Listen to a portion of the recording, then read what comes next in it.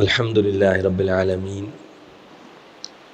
والصلاة والسلام علی سید الانبیاء والمرسلین اما بعد فاعوذ باللہ من الشیطان الرجیم بسم اللہ الرحمن الرحیم۔ الحمد للہ آج درس قرآن کی نشست نمبر 352 ہے۔ اس سے پہلے سورہ قاف کی آیت نمبر 29 تک درس دیا جا چکا ہے۔ آج انشاءاللہ تعالی سورہ قاف کی آیت نمبر 30 سے درس کا آغاز ہوگا۔ یہ سورہ قاف کا دوسرا اور آخری رکوع ہے۔ اس میں اللہ رب العزت کا ارشاد پاک ہے، اعوذ باللہ من الشیطان الرجیم بسم اللہ الرحمن الرحیم، یوم نقول لجہنم هل امتلأت وتقول هل من مزید۔ یاد کرو وہ دن جب ہم جہنم سے پوچھیں گے کیا تو پر ہو گئی ہے، وہ جواباً کہے گی کیا کچھ اور بھی ہے۔ وَأُزْلِفَتِ الْجَنَّةُ لِلْمُتَّقِينَ غَيْرَ بَعِيدٍ، اور قریب کر دی جائے گی جنت پرہیزگاروں کے لیے، وہ ان سے دور نہیں ہوگی۔ تو اس سے پہلے چونکہ ان لوگوں کی صفات ہم نے پڑھی تھیں کہ جن کے اندر وہ علامات اور صفات ہوتی ہیں ان لوگوں کو جہنم میں ڈالا جاتا ہے۔ تو یہاں اللہ نے بتایا کہ جہنم میں اتنے لوگ ڈالے جائیں گے کہ وہ دن یاد کرو جب ہم جہنم سے پوچھیں گے کیا تو پر ہو گئی، وہ جواباً کہے گی کیا کچھ اور بھی ہے۔ یعنی اس کا ایک مطلب تو یہ بیان کیا علماء نے، مفسرین نے، کہ جہنم بالکل فل ہو چکی ہوگی، اتنے لوگوں کو ڈالا جائے گا۔ اور جب اس سے پوچھا جائے گا کہ ابھی تمہارے پاس جگہ ہے یا نہیں ہے، تو وہ کہے گی کیا اور بھی لوگ ہیں جن کو ڈالا جائے گا۔ یعنی اتنی کثرت سے لوگوں کو جہنم کے اندر داخل کیا جائے گا۔ اور اس کا ایک مطلب یہ ہے کہ جہنم سے یہ سوال کیا جائے گا کہ کیا تمہارے پاس جگہ اور موجود ہے، تو وہ کہے گی کہ اور ڈالو۔ یعنی یہ تو ساری اسی طرح پڑی ہے، ابھی اس میں اور بہت زیادہ گنجائش ہے۔ اور حدیث شریف میں آتا ہے کہ جہنم کے اندر لوگوں کو ڈالا جائے گا، اتنا ڈالا جائے گا کہ حتیٰ کہ وہ کہے گی کہ اور چاہیے مجھے، یعنی اور لوگوں کو اس میں ڈالا جائے۔ آخر میں رب کائنات اپنا قدم جو ہے اپنی شان کے مطابق اس میں ڈالے گا، تو وہ توبہ توبہ کرے گی کہ بس بس بس بس، سکڑ جائے گی جہنم یعنی، اور وہ کہے گی کہ بس بس، ورنہ اس سے پہلے وہ کیا کہے گی کہ مزید لوگوں کو اس میں ڈالا جائے۔ تو یہاں یہی بتایا، اللہ اس جہنم سے ہمیں محفوظ رکھے۔ فرمایا کہ وہ دن یاد کرو جب ہم جہنم سے پوچھیں گے کیا تو پر ہو گئی، وہ جواباً کہے گی کہ کیا کچھ اور بھی ہے، اور قریب کر دی جائے گی جنت پرہیزگاروں کے لیے۔ اب ان کے مقابلے میں اہل جنت کا ذکر ہے کہ اہل جنت جو ہوں گے، جن پر اللہ کے انعامات و اکرامات ہوں گے، جنہوں نے یہ زندگی اللہ سے ڈرتے ہوئے گزاری ہوگی، ان کی صفات بھی بیان کی ہیں، جیسے اس سے پہلے جہنمیوں کی صفات اور علامات بتائیں۔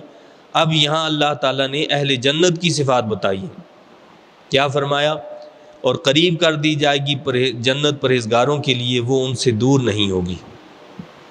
پہلی چیز تو یہ ہے کہ جنت دور نہیں ہوگی، وہ اہل جنت کے بالکل قریب ہوگی۔ یعنی یہ قرب اور دوری یہ دنیا میں ہمارے لیے نا، آخرت میں کوئی چیز دور اور قریب نہیں ہوگی۔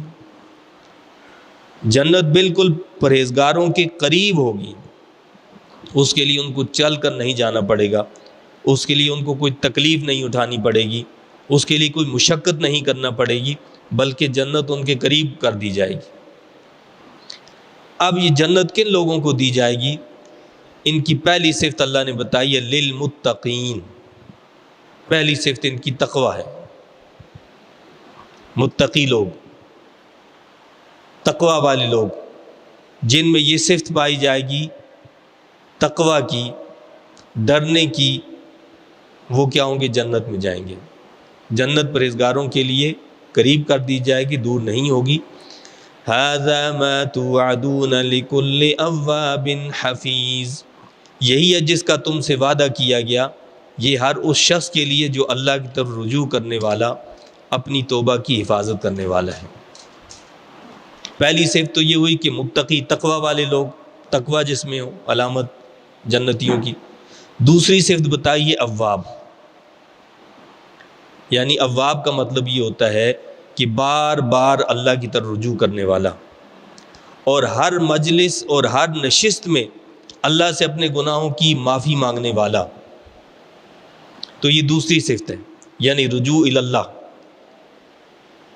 جس میں یہ علامت پائی جاتی ہو کہ وہ اپنی ذرا ذرا سی کوتاہی پر فوراً توبہ کرتا ہو، معافی مانگتا ہو، اللہ کی بارگاہ میں جھک جاتا ہو۔ یہ جنتیوں کی دوسری صفت ہے، پہلی تقوی، دوسری رجوع الی اللہ،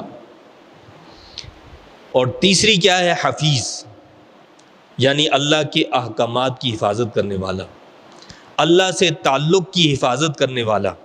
یہ تیسری صفت ہے اہل جنت کی، جن کو جنت میں ڈالا جائے گا، کہ اللہ سے ان کا جو رشتہ ہے، اللہ سے جو ان کا تعلق ہے، وہ اس کی حفاظت کرتے ہیں، اور اگر توبہ کر لیتے ہیں تو توبہ کے بعد اس توبہ کی حفاظت کرتے ہیں کہ ہم نے یہ توبہ کی ہے تو اب اس پر ہم نے قائم رہنا ہے۔ تو اللہ کے احکامات کی حفاظت کرنے والے لوگ، ٹھیک ہے، جو اس کی حفاظت کرتے ہیں، چاہے وہ کاروبار کر رہے ہوں، چاہے وہ دنیا کا کوئی اور معاملہ کر رہے ہوں، حقوق اللہ ادا کرتے ہوں یا حقوق العباد، ہر معاملے میں وہ اللہ کے احکام کی حفاظت کرتے ہیں۔ اور ہم چار پیسوں کے لیے ایمان ہی بیچ دیتے ہیں،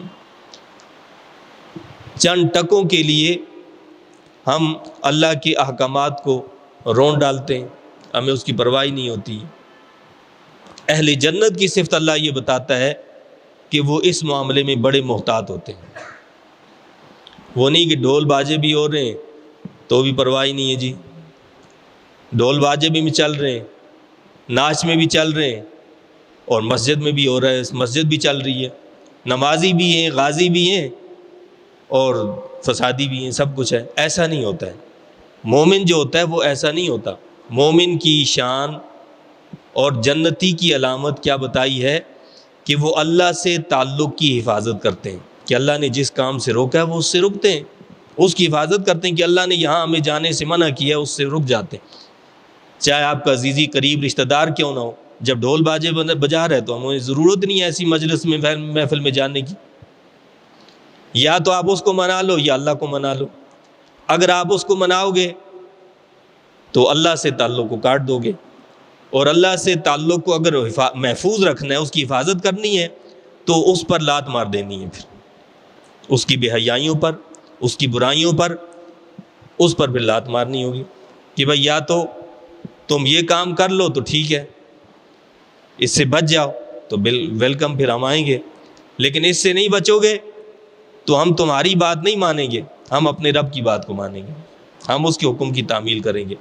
تو یہ تیسری صفت بتائی ہے اہل جنت کی۔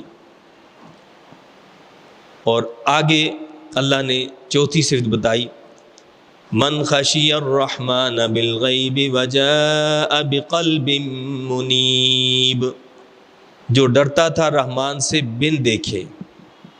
یہ چوتھی صفت ہے، اللہ سے بن دیکھے ڈرنا، یعنی وہ اللہ سے ڈرتا رہتا ہے، اللہ کو دیکھا نہیں ہے لیکن اس کے باوجود وہ اللہ سے ڈرتا ہے۔ وہ ایک حدیث پاک ہے جس کا مفہوم یہ ہے کہ اللہ تعالیٰ فرشتوں سے پوچھے گا کہ میرے بندے کیا کر رہے تھے، تو فرشتے بتائیں گے کہ جی اس طرح تیری جنت کے طلبگار تھے۔ تو اللہ پوچھے گا کہ کیا انہوں نے جنت کو دیکھا ہے؟ تو وہ کہیں گے کہ مولا جنت کو تو نہیں دیکھا۔ تو فرمایا کہ جنت کو دیکھ لیتے تو پھر کیا عالم ہوتا۔ اور اسی طرح وہ کہیں گے کہ وہ جہنم سے تیری پناہ طلب کر رہے تھے، تو اللہ فرمائے گا کہ کیا انہوں نے جہنم کو دیکھا ہے؟ فرشتے کہیں گے کہ مولا جہنم کو دیکھا تو نہیں ہے۔ فرمایا کہ اس کو دیکھ لیتے تو پھر کیا ان کا عالم ہوتا۔ تو اسی طرح اللہ تعالیٰ سے بن دیکھے ڈرتے رہنا، یعنی دنیا دیکھے نہ دیکھے اللہ تو دیکھ رہا ہے۔ انسان خلوت میں ہو یا جلوت میں، تنہائی میں ہو یا مجلس میں ہو، وہ پوشیدہ ہو یا ظاہر ہو، اسے یہ دھیان رکھنا کہ میرا رب تو مجھے دیکھ رہا ہے، اس رب سے ڈرنا، فراڈ نہیں کرنا، دھوکہ نہیں کرنا۔ ہم دوسرے شخص کو دھوکہ دے سکتے ہیں، فراڈ کر سکتے ہیں، اس کو تو دھوکہ ہو جائے گا، لیکن اللہ کے سامنے کیا جواب دیں گے؟ اللہ تو دیکھ رہا ہے کہ کیا کر رہے ہیں ہم جو بھی کر رہے ہیں۔ اگلے بندے کی آنکھوں سے اوجل ہے یہ سارا معاملہ، اللہ سے تو اوجل نہیں ہے، وہ تو سب دیکھ رہا ہے۔ تو یہ چوتھی صفت بتائی ہے کہ اللہ سے بن دیکھے ڈرتے ہیں۔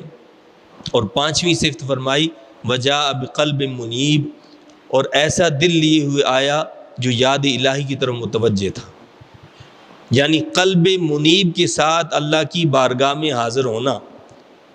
یہ 5 صفات بتائی ہیں کہ جس کے اندر پائی جائیں گی انشاءاللہ وہ جنت میں داخل ہوگا۔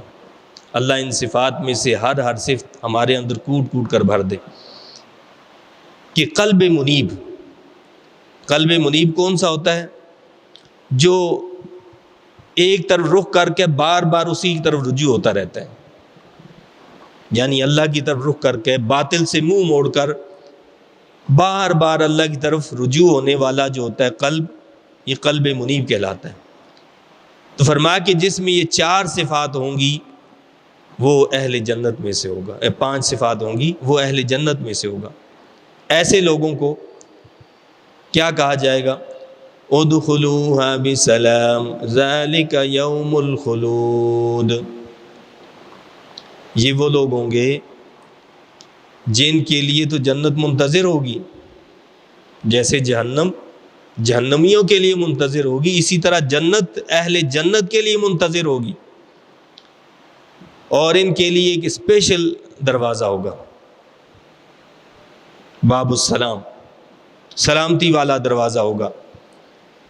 ان کو کہا جائے گا داخل ہو جاؤ جنت میں سلامتی سے، ادخلوها بسلام، اور وہاں ہر طرف یہی دعا ہوگی، سلامتی کی دعائیں ہو رہی ہوں گی، ادخلوها بسلام، داخل ہو جاؤ جنت میں سلامتی سے۔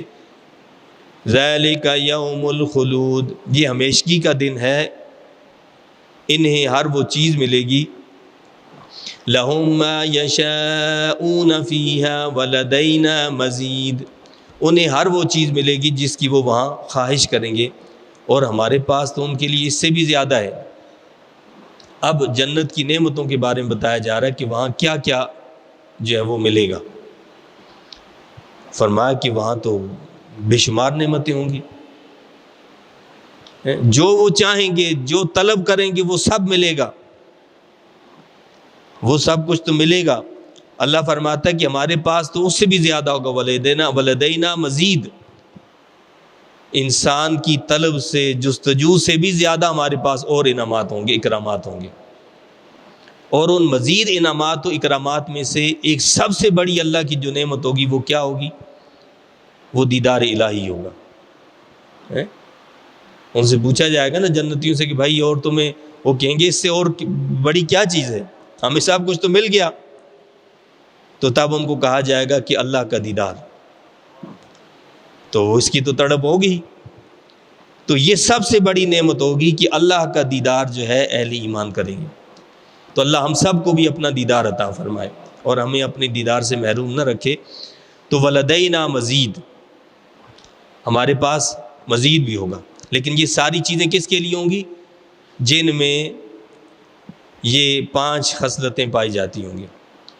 کیا؟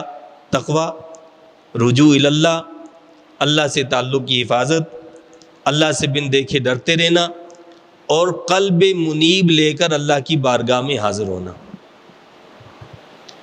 اس لیے بندہ مومن کی شان یہ ہے کہ وہ اپنے گناہوں پر، اپنی غلطیوں پر اللہ سے ہمیشہ توبہ کرتا رہے، معافی مانگتا رہے، استغفار کرتا رہے۔ اور حدیث پاک میں اللہ کے نبی صلی اللہ علیہ وسلم نے بتایا ہے کہ جو شخص ہر مجلس کے آخر میں کوئی بھی مجلس ہوئی، کہیں بھی انسان بیٹھا گفتگو کی، تو ہر مجلس کے آخر میں اگر یہ کلمات پڑھ لے گا، اس دعا کو پڑھ لے گا، اللہ اس مجلس کی اس کی تمام خطاؤں کو، گناہوں کو معاف فرما دے گا۔ کیا فرمایا اللہ کے نبی صلی اللہ علیہ وسلم نے؟ فرمایا کہ وہ یہ دعا پڑھ لے، سبحانک اللہم وبحمدک ونشہد ان لا الہ الا انت نستغفرک ونتوب الیک ونشہد ان محمدا عبدک ورسولک۔ ہر مجلس کے آخر میں ان کلمات کو پڑھ لیا جائے تو انشاءاللہ اس مجلس میں جو اس سے غلطیاں کوتاہیاں ہوئیں، رب کائنات ان کو اپنے کرم سے معاف فرما دے گا۔ وَكَمْ أَهْلَكْنَا قَبْلَهُمْ مِنْ قَرْنٍ هُمْ أَشَدُّ مِنْهُمْ بَطْشًا فَنَقَّبُوا فِي الْبِلَادِ، اور قریش مکہ سے پہلے ہم نے برباد کر دیا بہت سی قوموں کو جو شوکت و قوت میں ان سے کہیں زیادہ تھیں، بس وہ گھومتے رہے شہروں میں۔ یہ ایک تنبیہ ہے، وارننگ ہے اہل قریش کے لیے، اہل مکہ کے لیے، کیونکہ پہلے مخاطب اہل مکہ تھے، ورنہ یہ ہم سب کے لیے وارننگ ہے، یہ ہم سب کے لیے ایک تنبیہ ہے۔ اللہ نے تنبیہ کیا کی ہے کہ تم سے پہلے ہم نے برباد کر دیا کئی قوموں کو جن کے پاس تم سے زیادہ شوکت قوت تھی، تم سے زیادہ ان کے پاس طاقت تھی، اور ان کی تجارت کا یہ عالم تھا کہ وہ شہر شہر جایا کرتے تھے، دنیا کے کونے کونے ان کی تجارت پہنچی ہوئی تھی۔ یا مقصد یہ ہے کہ انہوں نے اللہ کے عذاب سے بچنے کی بڑی کوشش کی، ایک شہر میں، دوسرے شہر میں، تیسرے ملک میں، چوتھے ملک میں جا گھسے کہ ہم اللہ کے عذاب سے بچ جائیں۔ اللہ فرماتا ہے کہ وہ ہمارے عذاب سے بچ نہیں سکے۔ کیا فرمایا کہ ہم نے برباد کر دیا بہت سی قوموں کو جو شوکت و قوت میں ان سے کہیں زیادہ تھیں، بس وہ گھومتے رہے شہروں میں۔ حل من محیص، کیا عذاب الہی سے انہیں کوئی پناہ گاہ مل گئی؟ اللہ کے عذاب سے انہیں کوئی نہیں بچا سکا۔ جب اللہ کی پکڑ آتی ہے تو انسان کہیں بھی چاہے کہ چھپ جائے، بچ جاؤں میں، اللہ فرماتا ہے کہ پھر وہ بچ نہیں سکتا۔ ان فی ذلک لذکری لمن کان لہ قلب او القی السمع وہو شہید، بے شک اس میں نصیحت ہے اس کے لیے جو دل بینا رکھتا ہو یا کلام الہی کو کان لگا کر سنے، متوجہ ہو کر۔ اب یہ جتنی باتیں کی ہیں، اللہ پاک کیا فرماتا ہے؟ ان ساری باتوں میں نصیحت ہے، لیکن نصیحت کس کے لیے؟ ہر ایک کے لیے نہیں ہے۔ نصیحت اس کے لیے ہے لمن کان لہ قلب، جس کے پاس دل ہو۔ دل سے کیا مراد؟ دل تو ہر ایک کے پاس ہے، ہم سب کے پاس دل ہے، لیکن وہ ایسا دل ہے کہ بے ضمیر ہے، اسے پرواہ ہی نہیں ہے، کچھ بھی ہوتا ہے تو پرواہ ہی نہیں ہے۔ مسلمان کا جو ہے جسم کٹ رہا ہے، اسے شہید کیا جا رہا ہے، اور نعوذ باللہ جانوروں سے زیادہ برا سلوک کیا جا رہا ہے، ہمیں پرواہ ہی نہیں ہے۔ اللہ فرماتا ہے کہ یہ نصیحت اس کے لیے ہے جو دل رکھتا ہے، دل بینا رکھتا ہے، جس کے پاس دل بینا موجود ہے، یہ اس کے لیے نصیحت ہے۔ جس دل میں خوف خدا ہے اور جس دل میں اللہ کی طرف رجوعیت پائی جاتی ہے، یہ اس کے لیے نصیحت ہے۔ اور دوسری چیز کیا فرمائی دل بینا کے ساتھ؟ او القی السمع وہو شہید، یا کلام الہی کو کان لگا کر سنے، متوجہ ہو کر۔ ایک تو کہا کہ اس کو کلام کو غور سے سنے، دوسرا فرمایا کہ پورے طور پر وہاں حاضر ہو، شہید۔ ہم تو اللہ کے کلام کو سنتے، ایک کان سے سنا، دوسرے سے نکال دیا، موجود ہی نہیں ہوتے وہاں۔ ہمارا جسم تو یہاں موجود ہوتا ہے، ذہن، خیال، فکر دنیا میں ہوتی ہے، تو ہم کیسے نصیحت حاصل کریں؟ نصیحت ہمیں مل ہی نہیں سکتی۔ تو نصیحت کسے ملے گی؟ جو کلام الہی کو کان لگا کر سنے گا اور اس میں حاضر ہوگا، موجود ہوگا، ساری توجہ اس کی طرف ہوگی کہ اللہ کیا فرما رہا ہے۔ تو اس سے اسے فائدہ ہوگا، ورنہ کوئی فائدہ نہیں ہوگا۔ آپ آئیں گے، بیٹھیں گے، اٹھ کر چلے جائیں گے، بس جیسے تھے ویسے ہی رہیں گے۔ دیکھیں نا، ہم جیسے تھے ویسے ہی ہیں، ہمارے معمولات زندگی میں کوئی تبدیلی نہیں ہے۔ اللہ کے کلام کو سنتے ہیں، ایک کان سے سنا دوسرے سے نکال دیتے ہیں، ہمیں کوئی فکر پرواہ ہی نہیں ہوتی ہے، تبدیلی ہمارے اندر آتی ہی نہیں ہے۔ یعنی اب تبدیلی کا نہ آنا، اس کا کیا مطلب ہوتا ہے کہ جی بس یہ تو مولویوں کی باتیں، چلو جی مولوی کی بات سنو اور نکال دو۔ تو ایسا ہی اللہ کے نبیوں کے ساتھ لوگوں نے اسی طرح مذاق اڑایا نا، ان کی باتوں کو مذاق میں اور ٹھٹھے میں، تمسخر میں اڑا دیا۔ تو اللہ کے نبیوں کے جو نائبین ہیں، جو ان کی تعلیمات کو لے کر آگے چلنے والے، ان کے ساتھ بھی لوگ ایسا ہی کرتے ہیں، کہتے ہیں یہ تو مولویوں کی باتیں جی، قرآن تو مولویوں کا نہیں، یہ تو اللہ کا کلام ہے، یہ اللہ کا کلام ہے اور ہر مسلمان کی کتاب ہے جو اپنے آپ کو مسلمان کہتا ہے۔ تو اللہ فرماتا ہے کہ نصیحت اس کے لیے جو دل بینا رکھتا ہو، یہ کلام الہی کو کان لگا کر سننے متوجہ ہو کر۔ تو اللہ ہمیں دل بینا عطا فرمائے اور وہ کان عطا فرمائے کہ جس سے ہم کلام الہی کو توجہ کے ساتھ سنیں، اس کی طرف متوجہ ہوں۔ وَلَقَدْ خَلَقْنَا السَّمَاوَاتِ وَالْأَرْضَ وَمَا بَيْنَهُمَا فِي سِتَّةِ أَيَّامٍ، اور ہم نے پیدا فرمایا آسمانوں اور زمین کو، جو کچھ ان کے درمیان ہے 6 دنوں میں۔ وَمَا مَسَّنَا مِن لُغُوبٍ، اور ہمیں تھکن نے چھوا تک نہیں۔ یہاں یہودیوں کے اس نظریے کا بطلان ہے، اس کو رد کیا گیا ہے، جو یہ کہتے ہیں کہ جی اللہ نے 6 دن میں اس کائنات کو بنایا اور پھر وہ تھک گیا اور اس نے ایک دن نعوذ باللہ پھر آرام کیا۔ اللہ نے فرمایا کہ اسے کوئی تھکن نہیں ہوتی ہے، اور یہ 6 دن سے مراد یہ بھی نہیں ہے وہ 6 دن جو ہمارے دنیا کی 6 دن ہیں، یہاں 6 ادوار ہیں، 6 ادوار ہیں، وہ بھی جو اللہ کے نزدیک تھے۔ اس وقت تو زمین و آسمان بنے ہی نہیں تھے، یہ چاند سورج ہی نہیں تھا، تو دن کہاں سے؟ تو 6 ادوار میں اللہ نے بنایا، لیکن اللہ نے کیا فرمایا؟ وما مسنا من لغوب، اور ہمیں تھکن نے چھوا تک نہیں۔ اللہ کو اس سے کوئی تھکن نہیں ہوتی کہ اس نے اتنی بڑی کائنات بنائی تو اس کے بنانے سے وہ تھک گیا۔ فرمایا کہ وہ تھکتا نہیں ہے، اسے اونگ بھی نہیں آتی ہے، وہ سوتا بھی نہیں ہے۔ تو اللہ کون ہے؟ جو ہمارے خیالات وہم سے بہت اونچا ہے، ہم اس کے بارے میں تصور بھی نہیں کر سکتے۔ فاصبر على ما يقولون وسبح بحمد ربك قبل طلوع الشمس وقبل الغروب، پس آپ صبر فرمائیے ان کی دل دکھانے والی باتوں پر۔ یہ ہے تلقین کہ صبر کا دامن نہیں چھوڑنا، صبر پر استقامت کے ساتھ ڈٹے رہنا ہے۔ بس آپ صبر فرمائیے ان کی دل دکھانے والی باتوں پر، اور پاکی بیان کیجیے اپنے رب کی حمد کے ساتھ، طلوع آفتاب سے پہلے اور غروب آفتاب سے پہلے۔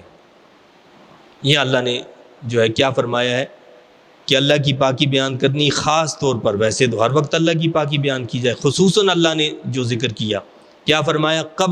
قبل طلوع الشمس، سورج طلوع ہونے سے پہلے کا مطلب کیا ہے؟ نماز فجر۔ نماز فجر قبل طلوع الشمس ہے۔ وقبل الغروب، اور سورج کے غروب ہونے سے پہلے، اس کا مطلب کیا ہوا؟ غروب سے پہلے ظہر اور عصر کی نمازیں، ظہر اور عصر کی نماز کا اہتمام کرنا ہے۔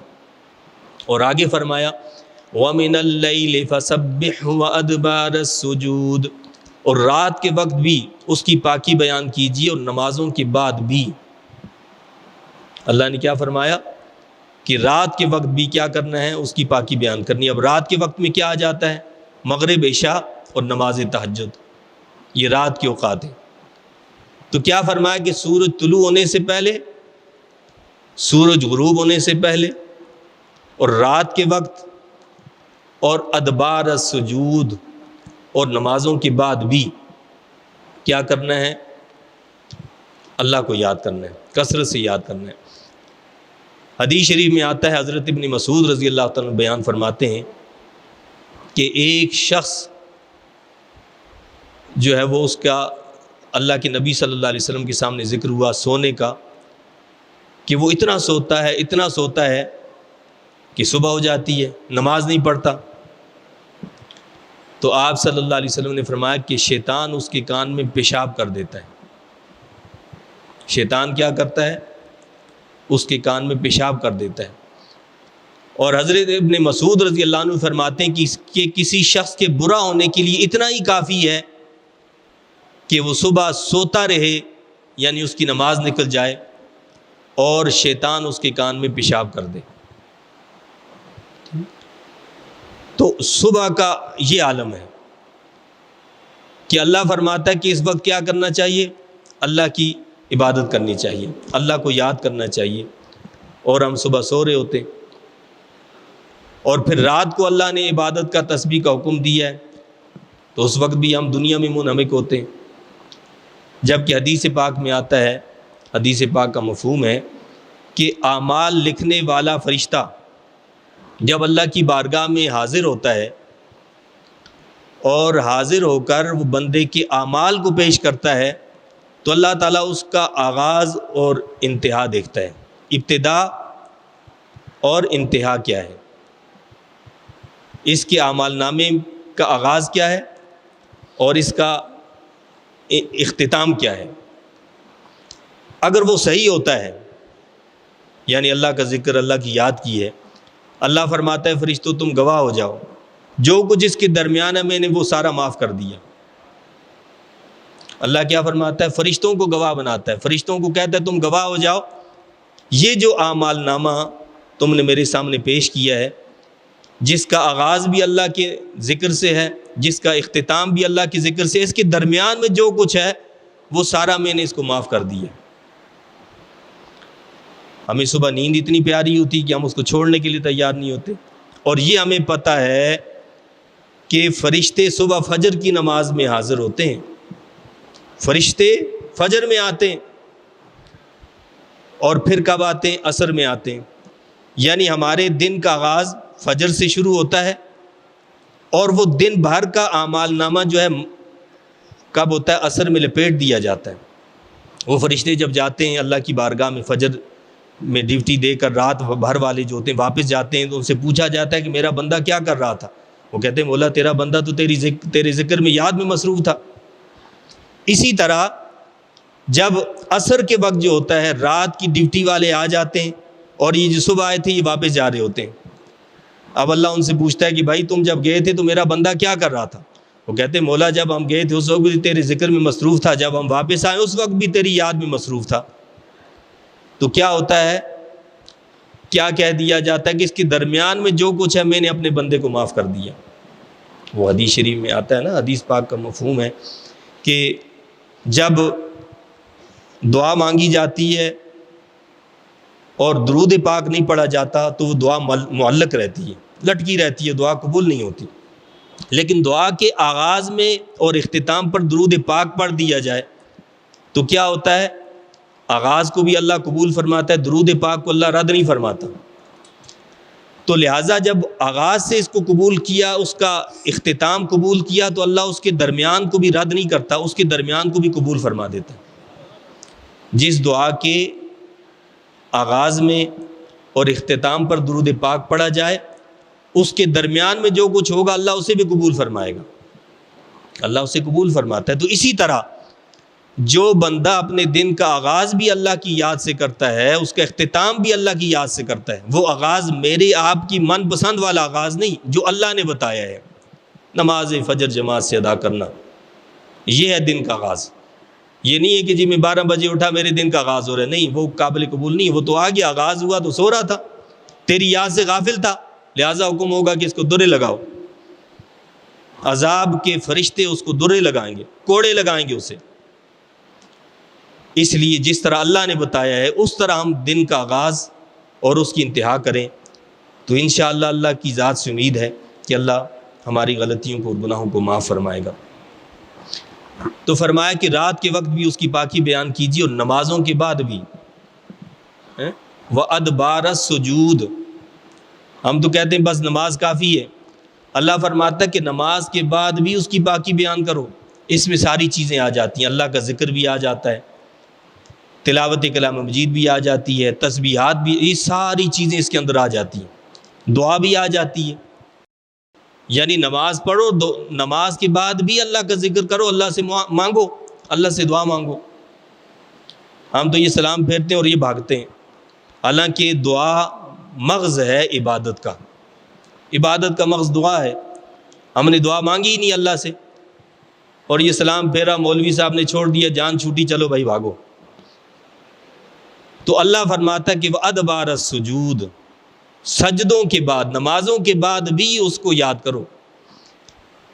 وَاسْتَمِعْ يَوْمَ يُنَادِ الْمُنَادِ مِن مَّكَانٍ قَرِيبٍ، اور کان کھول کر سنو اس دن کے بارے میں جب پکارنے والا قریب سے پکارے گا۔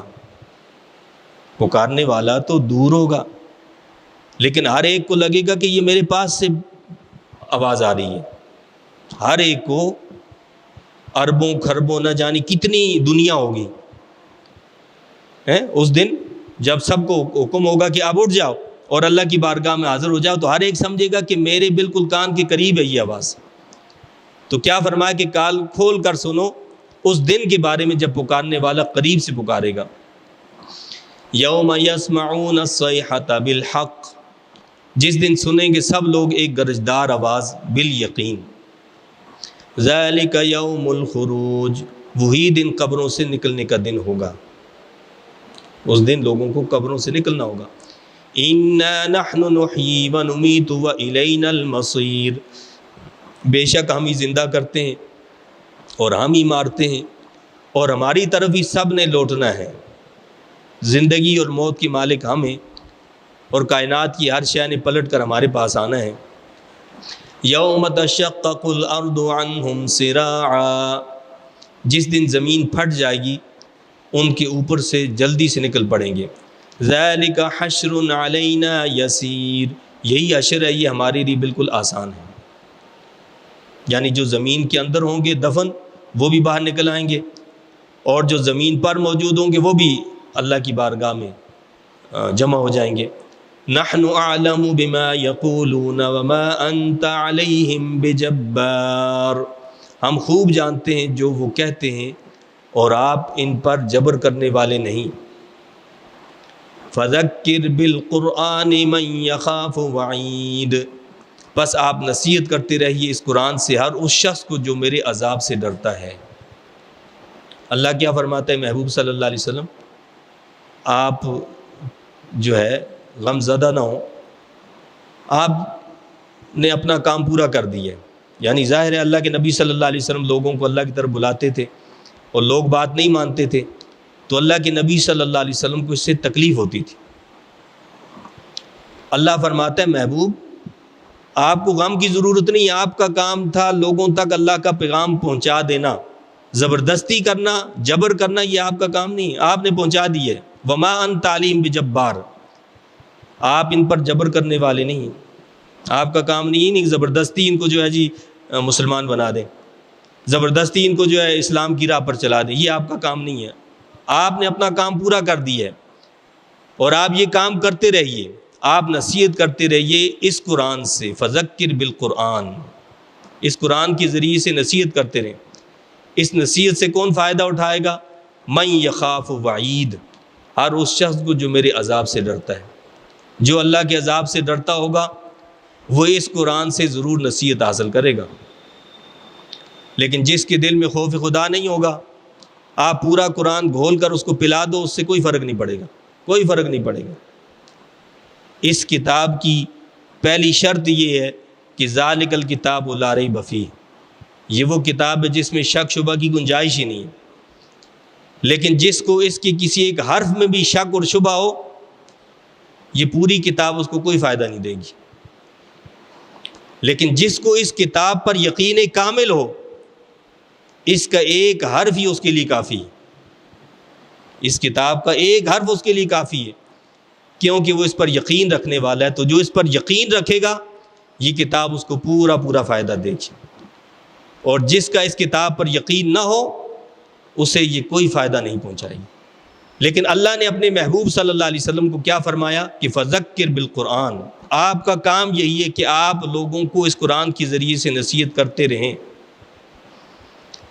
اور امت کا یہ حال ہے کہ امت اس قرآن کے قریب ہی نہیں آنا چاہتی.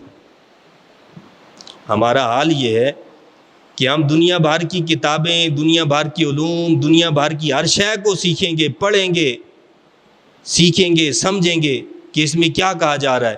یہ فن آ جائے، وہ آ جائے، یہ ہو جائے، پیسہ کمانے کا گر مل جائے، کوئی مشین ہی مل جائے ایسی جی پیسے سارے اسی میں بنے تو بس گھر میں بیٹھے ہم پیسہ، ساری ہمارا ایمان پیسہ بن گیا. اللہ فرماتا ہے کہ یہ قرآن سب سے قیمتی چیز ہے. ہمارے پیسے سے، دولت سے، مال سے، ہر شے سے قیمتی چیز جو وہ قرآن ہے. جس نے اس قرآن کو لے لیا وہ قیمتی بن گیا. جس نے اس قرآن پر عمل کر لیا وہ قیمتی شخص بن گیا. جس نے اس قرآن کی نصیحتوں پر عمل کر لیا وہ قیمتی بن گیا. اس کی قیمت کوئی چکا نہیں سکتا. لیکن جو اس قرآن سے جتنا دور ہوگا اتنا وہ اللہ کے عذاب کا شکار ہو جائے. اس لیے آئیے ہماری جو پستی ہے اس پستی کا اصل سبب، ہمارے زوال کا اصل سبب یہی ہے کہ ہم نے قرآن کو چھوڑ دیے، ہم قرآن سے دور ہو گئے. اگر ہم قرآن کو پڑھیں، سیکھیں، سمجھیں کہ اللہ کیا فرما رہا ہے اور اس پر عمل کی کوشش کریں تو آپ دیکھیں کہ کس طرح دنیا کے اندر ایک انقلاب پیدا ہو جائے. آج یہ جو ہماری صورتحال ہے کہ اتنے اسلامی ملک ہونے کے باوجود غزہ کے اندر جو ہمارے مسلمان بھائی ہیں اور ان پر جس طرح وحشیانہ انداز میں بمباری اور جس طرح بارود استعمال کیا جا رہا ہے اور 57 اسلامی ممالک کے سربراہان کو کوئی پرواہ ہی نہیں ہے. اس کی اصل وجہ یہی ہے کہ ایمان نہیں ہے دلوں میں. جس کے دل میں ایمان کی قوت موجود ہو، مجھے بتائیے وہ دیکھ سکتا ہے کہ اس کی اولاد کو، کوئی یہ تصور کرے کہ میری اولاد کو، میرے گھر والوں کو کوئی آ کر گولیاں مار کر چلا جائے، وہ آرام سے بیٹھا رہے گا، کوئی مسئلہ نہیں ہے جی، کوئی بات نہیں ہے، یہ تو ہوتا رہتا ہے دنیا میں، یہ کوئی برداشت نہیں کرے گا. وہ ہمارے بہن بھائی نہیں ہیں؟ کیا ہم نے نہیں دیکھا کہ ان کے سامنے، ماں باپ کے سامنے ان کے بچوں کو شہید کر دیا گیا، بچوں کے سامنے ان کے ماں باپ کو شہید کر دیا گیا. سب کچھ ہم نے، آج میڈیا نے سب کچھ دکھا دیا نا. تو کل قیامت کے دن ہم لوگ کیا جواب دیں گے اللہ کے حضور؟ اللہ تو فرمائے گا کہ کیا تمہارے سامنے یہ سب کچھ نہیں ہوا، تم نے کیا کیا اس کے لیے؟ ہم نے تو یہود و نصارہ کی مصنوعات کو خریدنا بھی نہیں چھوڑا، ہم تو وہی خرید رہے ہیں، وہی کھا رہے ہیں اور آرام سے جہنم اپنے اس میں بھر رہے ہیں. یہ جہنم کی آگ بھر رہے ہیں اصل میں. ہم یہ یہودی مصنوعات، یہ کفار کی مصنوعات کو جو ہم استعمال کر رہے ہیں اس وقت، یہ نہ سمجھے کہ یہ چھوٹی بات ہے. اس وقت یہ اس وقت بہت بڑی بات ہے. ہمارا ایک ایک پیسہ جو ان کو جا رہا ہے، جو ہمارے مسلمان بھائیوں کے خلاف استعمال ہو رہا ہے، اس میں میں اور آپ سب شریک ہیں اور اللہ کے یہاں اس کا ہمیں جواب دینا ہوگا. یہ وہ وقت نہیں ہے. اس وقت آپ کو معیار پر کمپرومائز کرنا پڑے گا لیکن ایمان پر کمپرومائز نہیں ہو سکتا. ہم کہتے نہیں جی معیار پر کمپرومائز نہیں ہے، بس ایمان پر کمپرومائز ہوتا ہے تو ہونے دو، یہ کوئی مسئلہ نہیں ہے. یہ ایمان کی بات ہے. یہ مسجد اقصی یہ فلسطینیوں کی نہیں ہے، یہ سارے مسلمانوں کی ہے. جس طرح کعبۃ اللہ سب کا ہے، یہ سعودیہ والوں کا نہیں ہے، میرا آپ کا سب کا کعبہ ہے. اسی طرح یہ مسجد اقصی ہم سب کا قبلہ ہے، جس کی طرف ہمارے نبی صلی اللہ علیہ وسلم نے رخ کر کے نمازیں پڑھی ہیں. تو ہم سب کا فرض بنتا ہے، حق بنتا ہے، اس حق کو ادا کرنے والے صرف فلسطینی مسلمان ہیں کہ جو اس مسجد اقصی کے لیے، اس بیت المقدس کے لیے لڑ رہے ہیں، اپنی جانیں قربان کر رہے ہیں، اپنا مال قربان کر رہے ہیں، اپنے بچوں کو قربان کر رہے ہیں، اپنے مال اسباب سب کچھ قربان کر رہے ہیں اور سارے مسلمان تماشا دیکھ رہے ہیں. انہیں اس کی فکر نہیں ہے کہ یہ ہمارے بھائی کیا کر رہے ہیں. اللہ ہمیں عقل سلیم عطا فرمائے اور قرآن و سنت کی تعلیمات کو سمجھ کر ان کے مطابق عمل کی توفیق عطا فرمائے. آمین. وآخر دعوانا الحمدللہ رب العالمین.